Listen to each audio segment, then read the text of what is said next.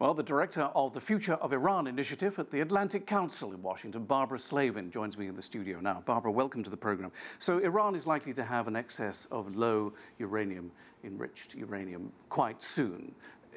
Do we take it, therefore, that this round of talks in Vienna has been a failure? No, I think that's too strong.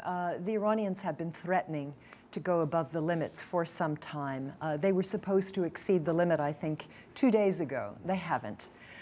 What they're trying to do is get the maximum amount of concessions from the Europeans, the Chinese, the Russians, and others, incentives that will keep them in the agreement, that will allow them to justify continuing to observe these limits on their nuclear program. Now, Iran says that the UK, France, and Germany made only modest progress in this system that they're trying to set up to skirt US sanctions.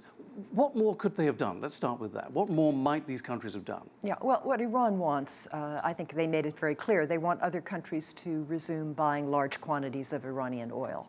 I mean, their oil exports have been reduced drastically by U.S. sanctions to maybe a few 100,000 barrels of oil a day from over 2 million barrels of oil a day before the sanctions came in. So it's encouraging that the Chinese are saying that they're going to continue to buy oil, but they want the Europeans to buy oil as well. But they must skirt U.S. sanctions, mustn't they? How are they going to do that? How do you do that? Well, the Europeans and the Iranians have set up a mechanism. They call it Instex. It's kind of a ledger whereby European companies can sell various items to Iran, and in return, Iran will be able to export to Europe. It will not be denominated in dollars, it will be in euros, and no money will actually pass through the US banking system. That's the idea. Why would the Europeans do this? Why would they risk antagonizing Washington? Well, I think Washington has antagonized the Europeans. This agreement, after all, took many, many years to negotiate.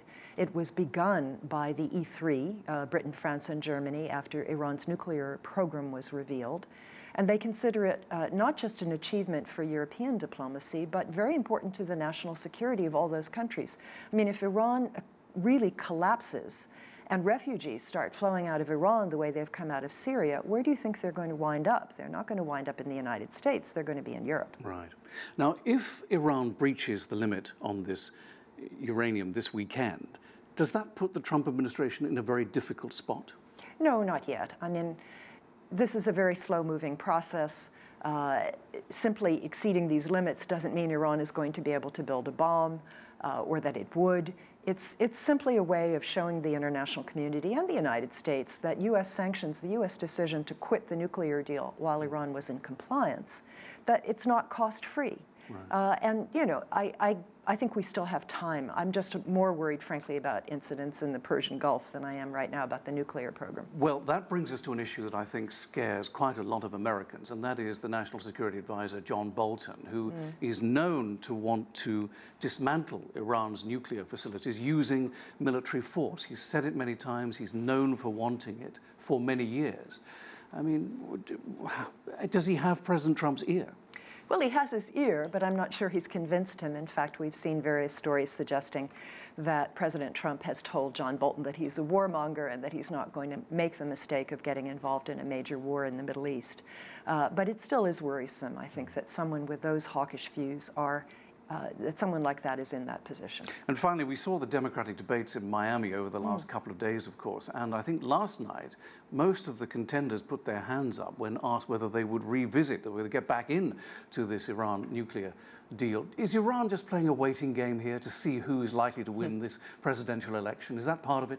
I think it is part of it. I mean, the important thing is that there's still a deal to return to, and we're still a long way away from U.S. elections. So there's going to be plenty of tension and plenty of crises between now and then. So much more of this to come, I suspect. I'm afraid so. Yeah, right. I'm afraid so. Barbara, thanks very much. Thank you. You're welcome. That's Barbara Slavin of the Atlantic Council.